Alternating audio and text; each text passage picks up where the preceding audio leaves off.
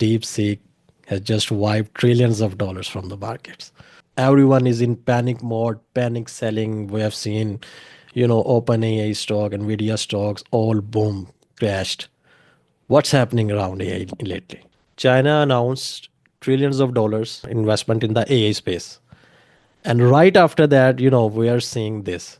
I've argued that if we encounter a World War III of some sort, it's going to be a cyber war, right? It's not going to be what we would consider a traditional war. It's going to be purely based on technologies, computers, AI combating each other. We've had previously like an arms race. We've had a space race. Who's going to be first to the moon? Absolutely. Right now, we are in an intelligence race. In the layman's terms, they might be thinking, what's in it for us, for the business owners, for anyone, who just wants to adopt. So do you think that shift is in the favor of that, or how can they leverage, the AI? How was your experience at the Google? I think there's a lot of people out there who fear like, oh, I'm going to lose my job. And to an extent, that is true, right? To an extent, there are some jobs that will be able to be replaced with highly skilled artificial intelligence and automation.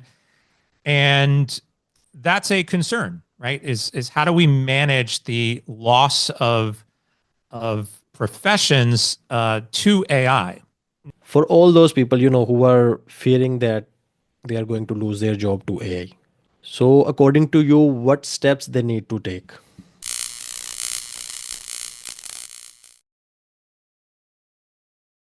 Hi, Chris. How are you doing?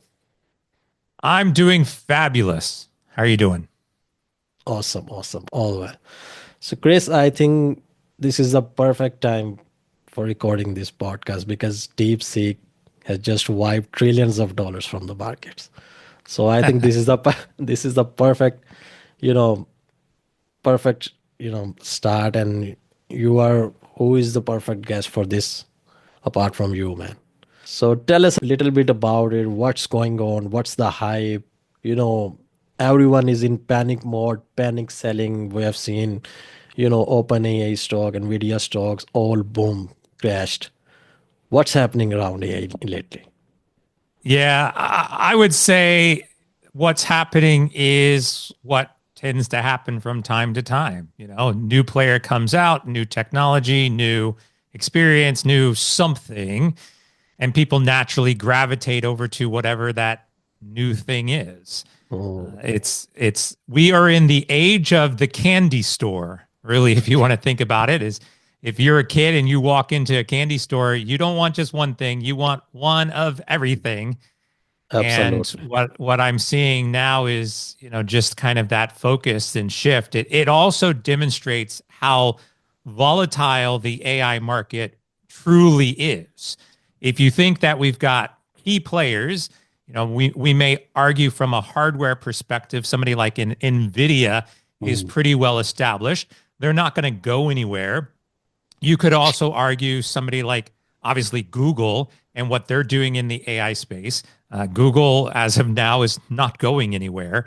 OpenAI, even, theoretically, although I might argue when I say it's not going anywhere, it's possible that it could go somewhere different. But all of these different companies, really, if we think about it, their shift to AI first types of products and services all started in the last 2 or 3 years, which means that, relatively speaking, we can set aside AI for a moment, but relatively speaking, this marketplace is relatively new as it looks at AI.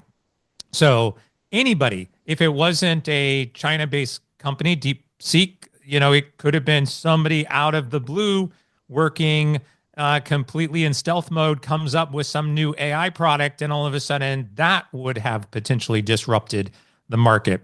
So this is, I think, a natural process. This is something that, we probably haven't seen the last of. Other companies are probably going to build new products and services.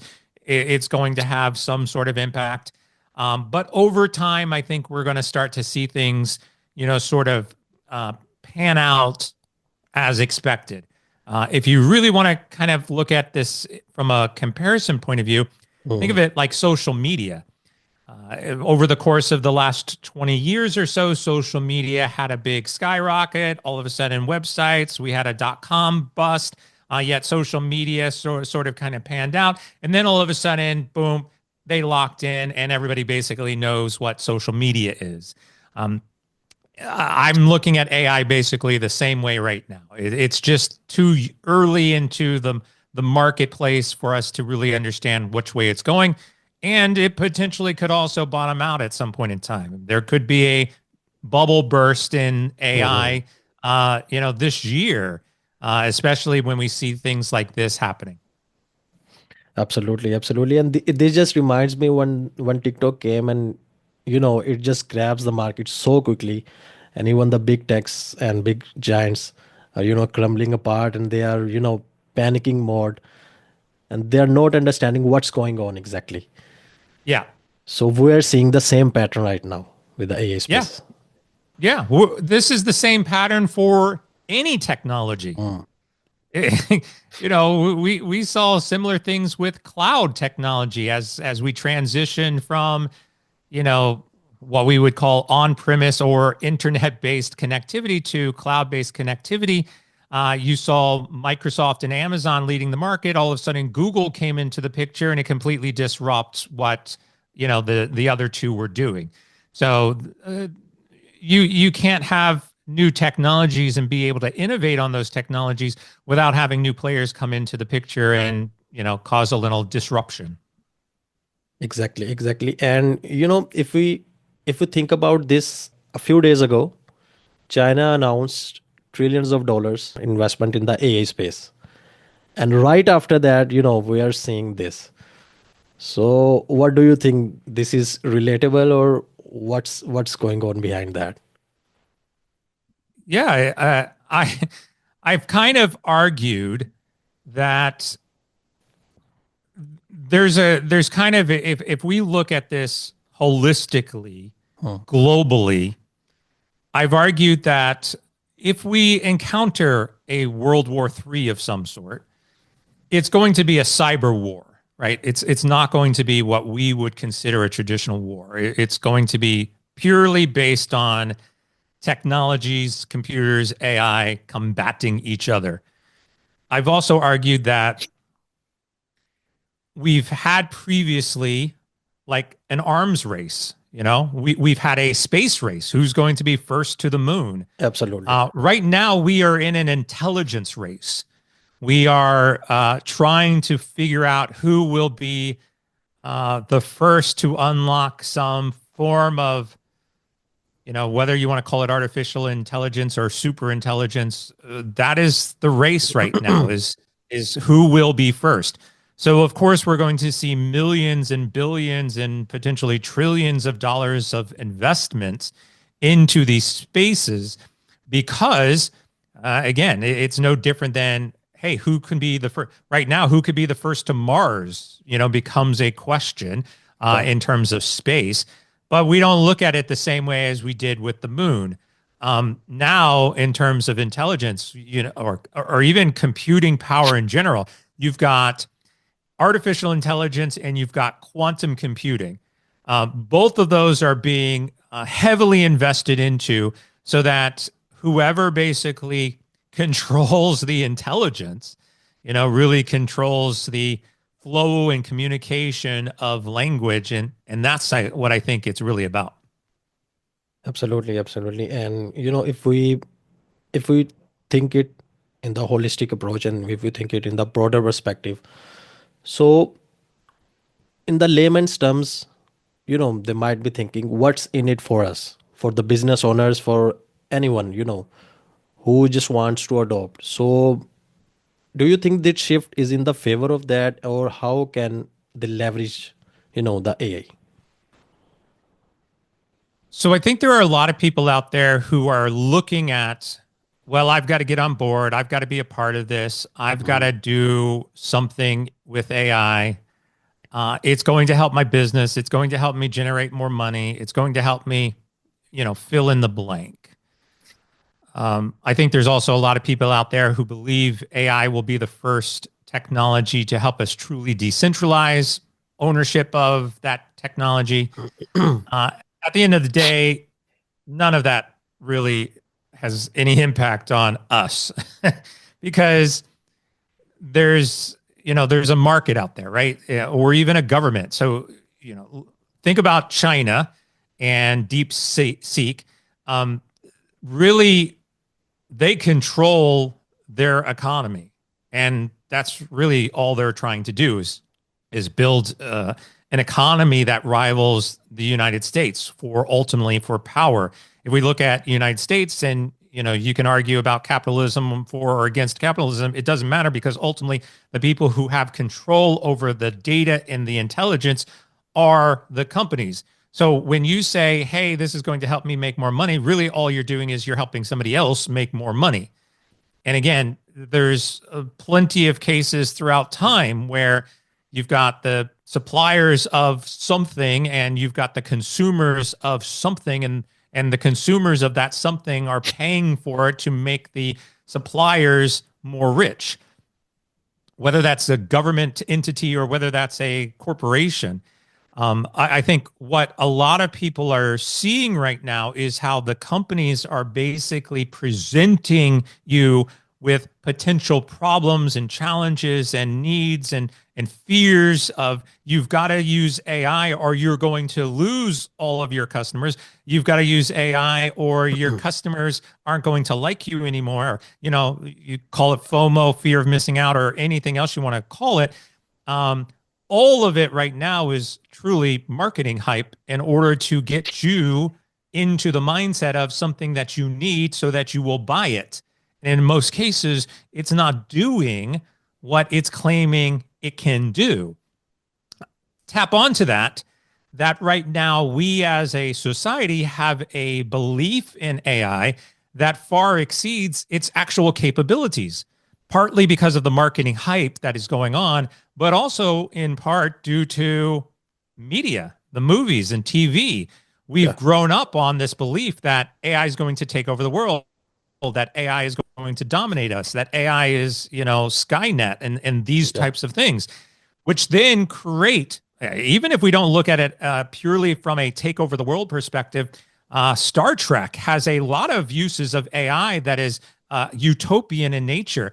And so we watch this and our belief is, oh, wow, I can communicate with my personal AI to somebody else who has a personal AI, and I can, do all of these really cool things. That belief system kind of disrupts what our understanding of AI is.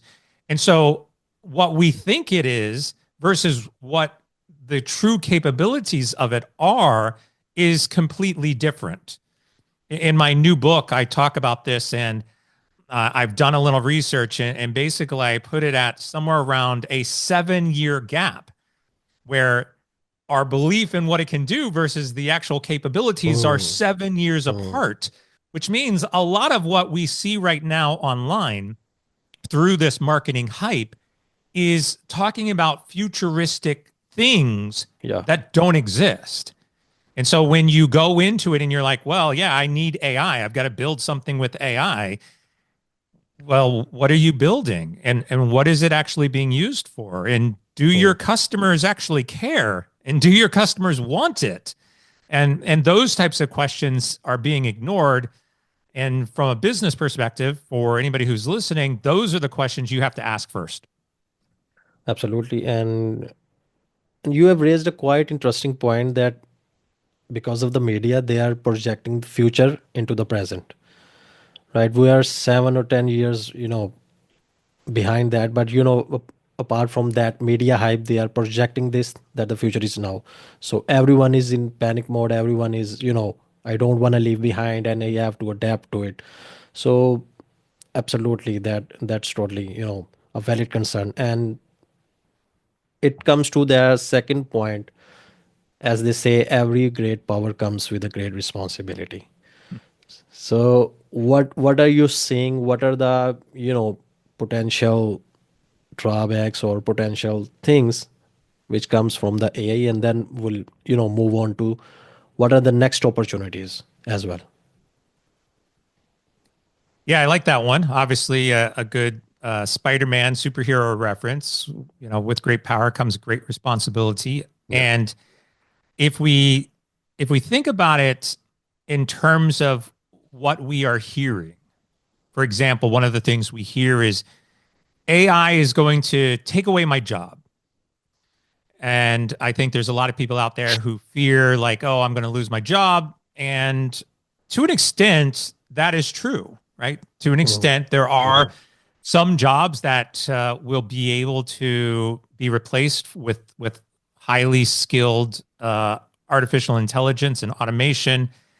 And that's a concern, right? Is how do we manage the loss of professions to AI? Now, if we compare this to our past, usually, especially like if we look at the Industrial Revolution, we automated things like building cars, and yet it wasn't that we lost a great deal of roles in business. We just displaced them. We created new roles. Now you had to have engineers. Now you had to have people who understood the automation and the robotics and those types of things. So you could argue, okay, well, there's a subset of this where people are going to need to learn a new skill, go learn how to use AI. Now you know how to use AI. And so now you have a different job. Like those things all still are viable. But AI is accelerating at such a rapid pace that there are some genuine fears that AI could disrupt a lot of jobs. Right now, the challenge is that you have naive executives who make bad decisions based on their understanding of AI. And so when you have a executive come in and say, oh, well, you know what? We don't need all these employees anymore. And they lay off 1,000 people to replace them with AI. And then later try to do the same stuff with AI, realize they can't do it, and then have to go and rehire some of those people back. Our biggest risk right now is the lack of intelligence with the executives making these decisions. But as we fast forward even more and we look into the future and we say, okay, well, what happens if we keep this cycle? We keep letting people go, replacing them with AI, letting people go, replacing them with AI. And for the sake of hypothetical conversation, let's say we get to a point where every single job is managed by artificial intelligence. Okay, great. Where is our salaries coming from? Who is paying now for products? Who is the actual consumer? If you've displaced the source of revenue for consumerism, then you no longer have consumers to buy the products that you've automated.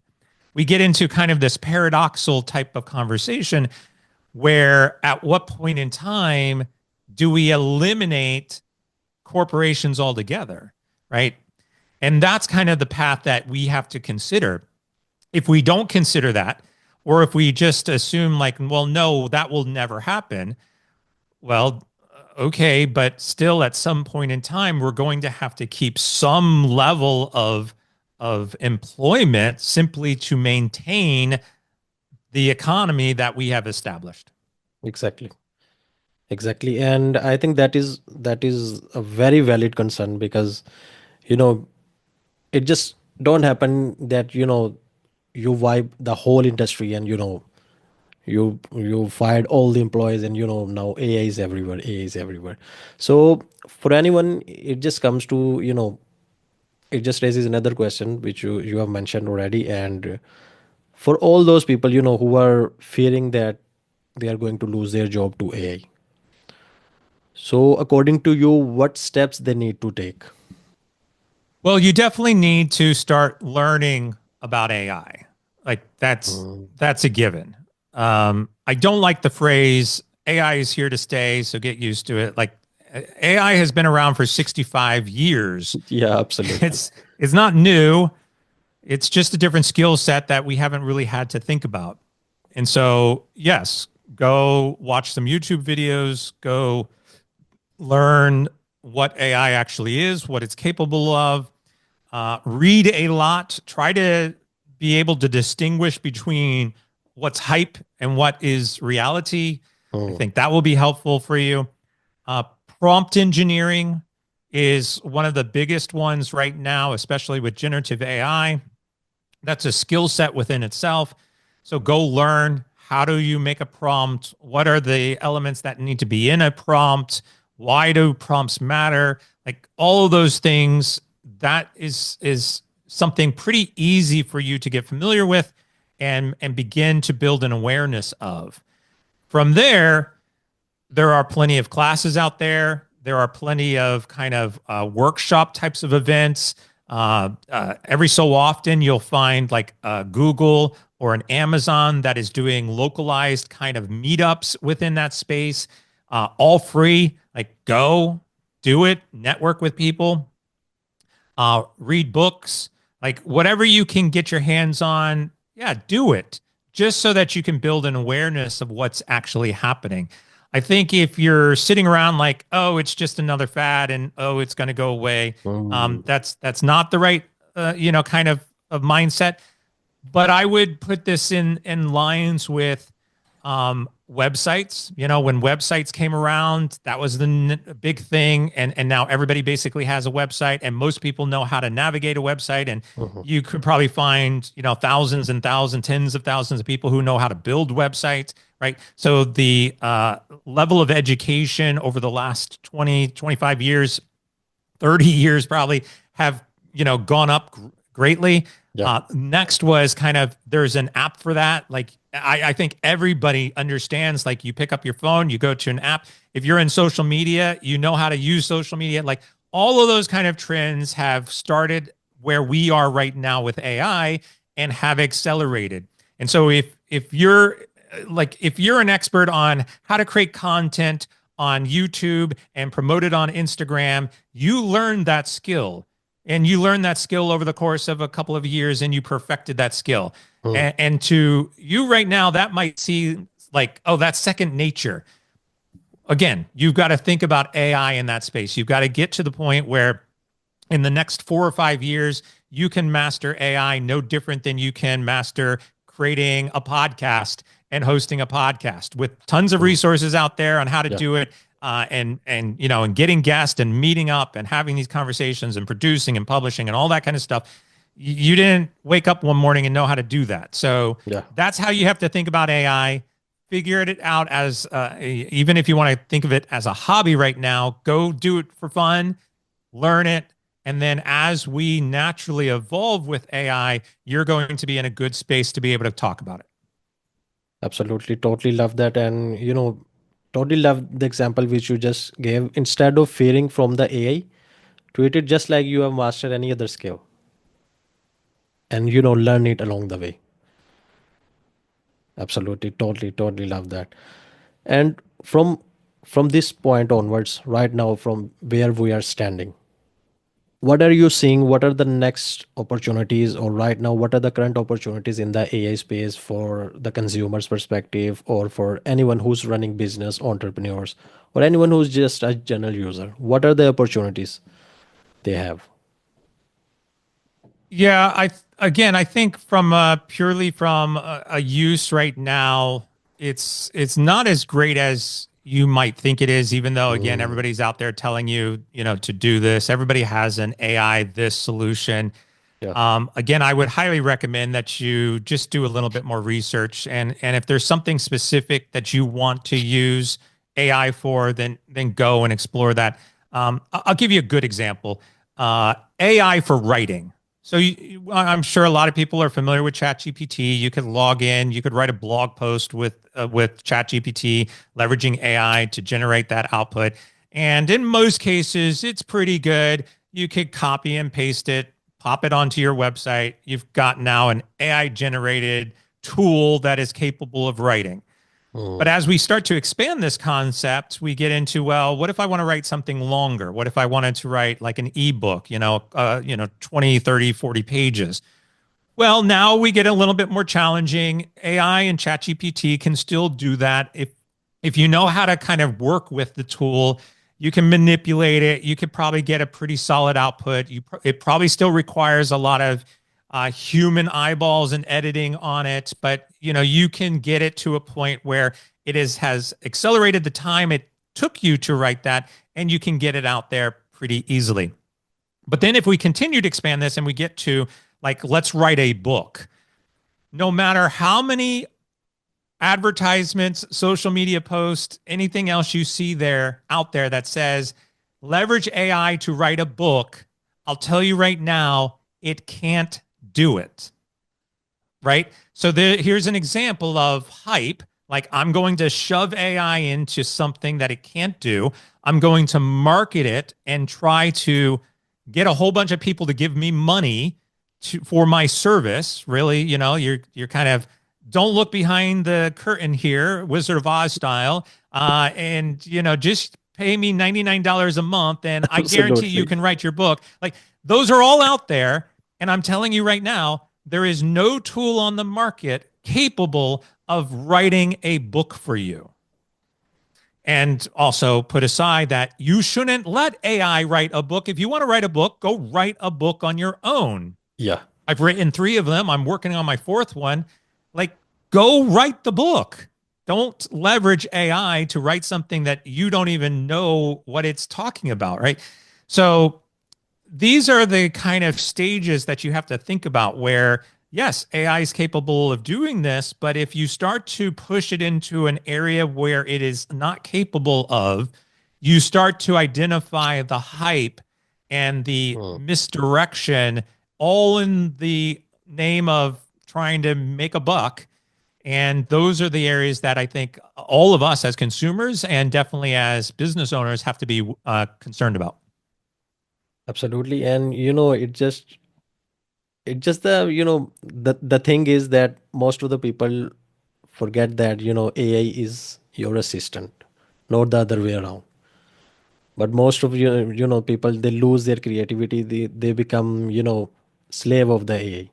But they need to remember that they are the master and AI is their assistant. But the control should be in your hand, and your creativity should be there. You need to be creative. So absolutely, totally got your point. And right now, as we are speaking, and as you have mentioned, there is no tool in the market, and I just remember a couple of names, and they are big names in the market. They are SaaS platforms, they are claiming all the books, subscription based, buy one lifetime access. You just write out your idea, and it just pops out a books, AI, totally AI generated books. And I mean, it's really interesting to see your perspective as well. So Chris, tell us a little bit about your books, what it's all about. Well, my new book is a lot about what we're talking about right now. And depending upon when this episode gets launched or when you're listening to this particular episode, here's the book. The book is called Infallible, and it's about the artificial intelligence ideologies that are reshaping consumer behavior. So a lot of, again, what we are talking about. It really gets into this concept of a belief system, an infallible belief system in what AI is capable of achieving.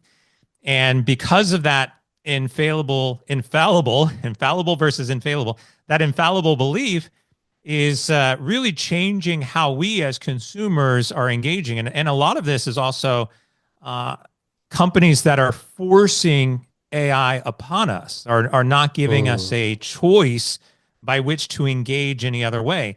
I use the example of a self-checkout type of line at a grocery store. When you go to the grocery store, you have a self-checkout line, but there's usually another line that is open if you want to go and, work with a real register, a real person. And because you have that choice, you are presented then with, sort of a belief system. Some people hate self-checkout. Some people really, want to talk to people while they're in line. So you get this option, but a counter to this would be if I went to, like, there's a Taco Bell down the street from me, and if I go to that Taco Bell, there is now an AI assistant that pops up on the drive-through that is asking me for my order. Mm. And again, you could argue, well, it makes ordering process more streamlined. It helps with upsells. All of, it's simplified. Yet, what if I don't want to talk to that AI bot, through the drive-through? Like, Yeah, you're not absolutely. providing me with the choice. Same thing when I go into Taco Bell, there is a kiosk, and pretty much every Taco Bell nationwide now has a policy where you need to go up to a kiosk to place an order. I don't want to place an order on the kiosk. Put aside that most of their kiosks are lacking in intelligence and user capabilities. They are not friendly. I am not given the choice.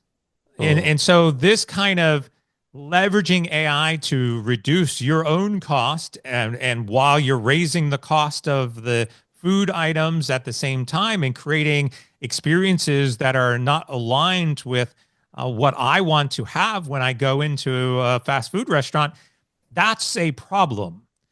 And so being able to recognize kind of this opportunity of choice versus we are going to shove AI down your throat and you're going to use it whether you like it or not, Mhm.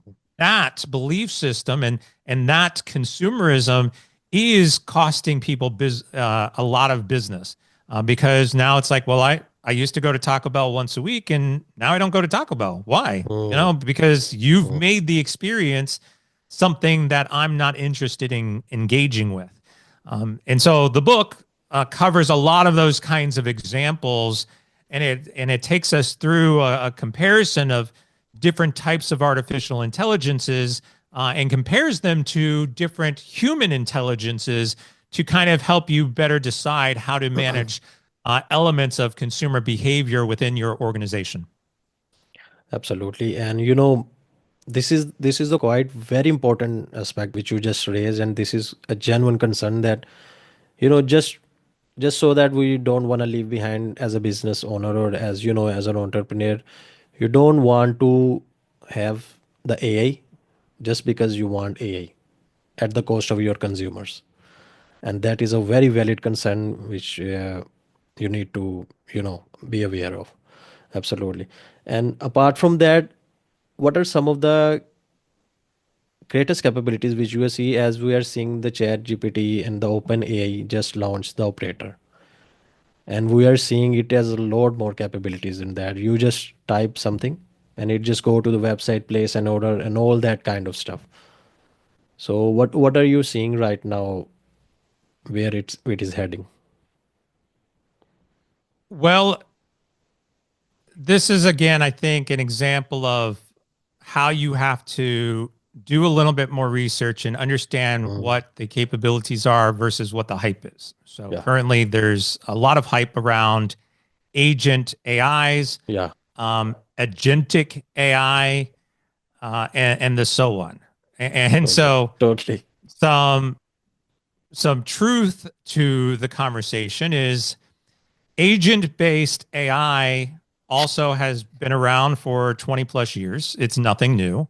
Mm. Most of what you see out there that is being called AI agents is really nothing more than automated sequences that have been pre-programmed. Uh, and the concept of agentic AI, which is a form of AI, Mm.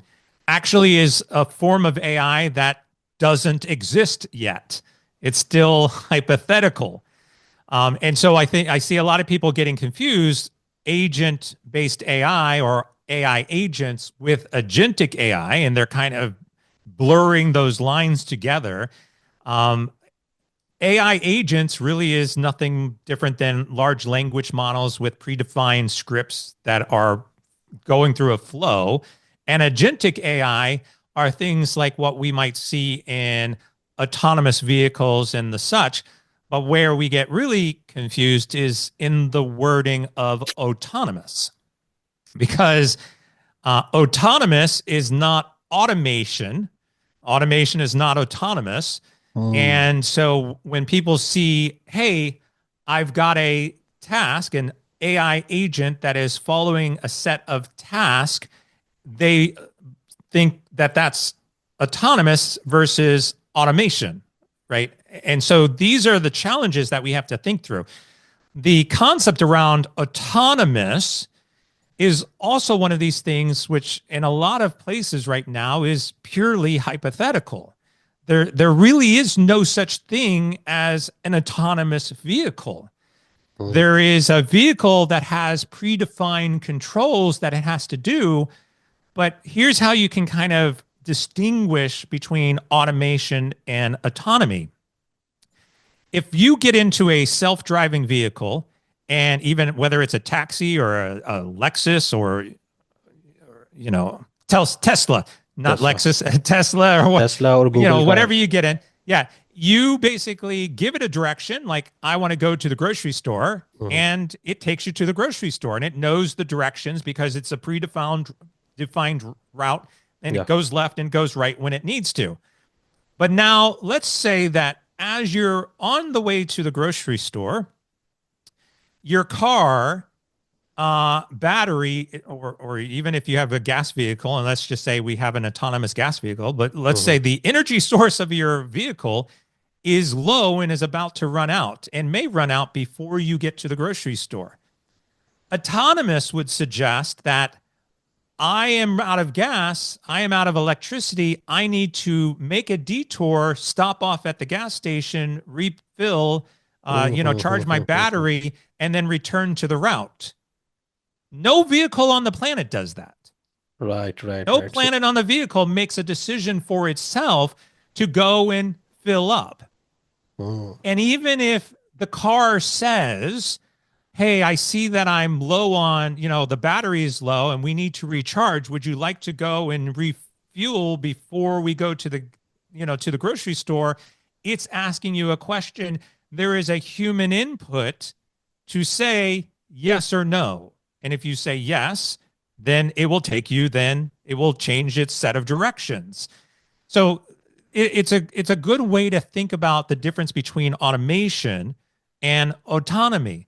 And so anywhere you see out there, anybody who is saying that I have an autonomous AI agent that is doing some magical task for you, you just can reply with that doesn't exist, because it doesn't. There absolutely. is no AI agent right now available for general consumption that will be autonomous for you. And so that's how you have to think about this stuff. That's how you have to research this and learn so that you can be able to respond. Absolutely. And I totally love the example, and that's a brilliant one. And clear the misconception which is happening around. And right now, what we're seeing that, so autonomous, that can decide on its own. But right now, we don't have any. And, I was about to ask you about the same thing which we're seeing that, regarding the thinking capability of the AI. And you beautifully summarized that as well. So totally, totally, absolutely love that. And how was your experience at the Google? What was Oh it like? yeah, yeah. I mean, so I worked at Google for almost 6 years, and got to meet a lot of great people, work with a lot of great people, got to, consult with some amazing organizations. All of the Hmm. big names and brands that you are familiar with, I've had a chance to sit down with and work with. And, what's funny is 6 years ago, I was sitting in boardrooms talking about how to leverage AI to help accelerate some of these issues. And back then, most of them sat there and said, "Yeah, we're exploring that. Yeah, yeah, yeah. It's a thing. But it wasn't the thing." And here we go. Hmm. 6 years Hmm. later, and all of a sudden, it's in every boardroom. Everybody, talking about it. It just goes again to show you the power of marketing. The power of hype. Absolutely. And it just it was just who who is going to be the first drop of the rain, because with the OpenAI chat GPT came, then everyone starts to, Microsoft, Google, everyone starts to, implement it and, marketing their AI as well. So totally. And I think that's quite a unique perspective, and that's quite interesting because, apart from that, Google and Microsoft, they're such big giants, and they have the technology like so many decades before that. So obviously they can create that right before, but it's kind of FOMO or marketing such, because they are forced to do that. Totally. Yeah, it's whatever is being talked about today. And what they are Mm. all trying to do is force what is being talked about today. And why do they force what's being talked about today? So that they can sell more of what is being talked about. And I think again, that's kind of a perspective not a lot of people think about. I'll tell you another quick story. I was on LinkedIn and there was a post, somebody posted just what we were talking about before about agent-based AI. Mm. And there was this big long post about all of the benefits that AI agents are going to provide for us, and some quotes and some examples from some of the top banks and investment firms out there who are heavily investing in this space. Mhm. And I said, none of this is actually reality. Like none of this works. It's Mm. all wrong. And the individual who wrote this post responded to me and said, so what you're saying is all of the large investment firms are Mhm. wrong. And I said, yes. And it follows up with the question, Mhm. why don't ask, like, do you think they're wrong? Ask, why do you think they are so promoting this so much? Right.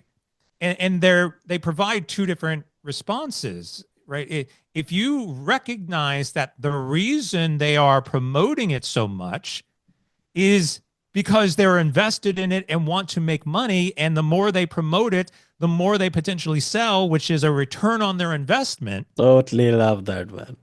then you can recognize that they are wrong, right? And Absolutely, man.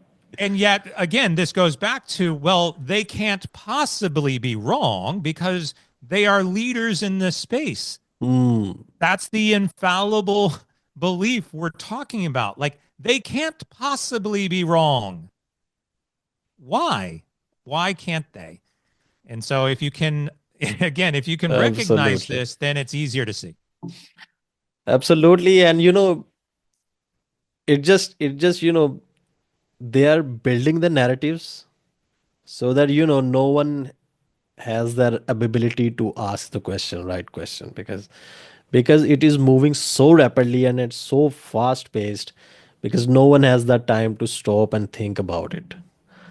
And I mean, that's quite a wonderful angle, and that's quite a unique perspective because they're heavily invested. So obviously, they are heavily promoting that as well. Yep.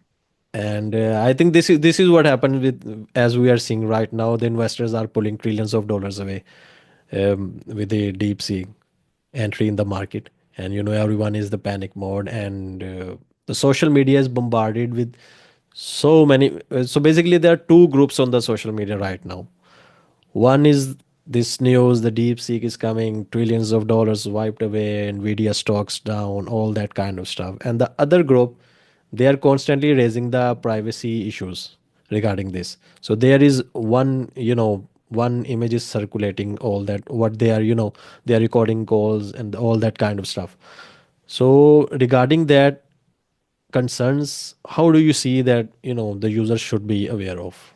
Well, I think a lot of times I would recommend that people do their own kind of validations and their Mhm. own, test. So, when we look at something like DeepSeek as being, hey, this new kid on the block, uh, a lot of people out there, especially right now, and because it's new, you're just regurgitating something you've heard. Like, oh, I heard that there's a privacy concern. I heard that it doesn't do this or it doesn't do that. I heard that it does do this. I heard it's amazing and it blows away ChatGPT.